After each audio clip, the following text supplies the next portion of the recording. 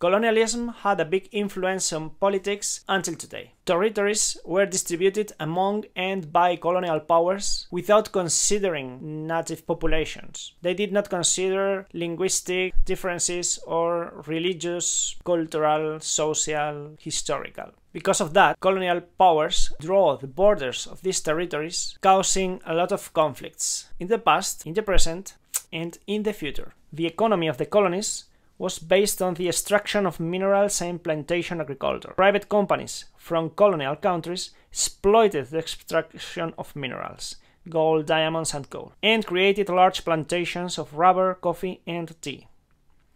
The workforce in these plantations and mines was composed by native people, working under very hard conditions and for very low salaries. Few infrastructures were created in colonies. These infrastructures were created by the mother country, but just to benefit the mother country's interests. Usually these infrastructures were railways and ports aimed to transport the production of the plantations and minerals from mines to the mother country transport boats. Colonization had a great impact on societies from colonized territories. Demography in these territories was affected by the colonization. The first and most important example was the Spanish colonization in America and its demographic consequence during the 15th and 16th century. Amerindians, Indians from America, were not used to the European illnesses, and thousands died. The same happened in the 19th century to population in Africa, Asia, and Oceania.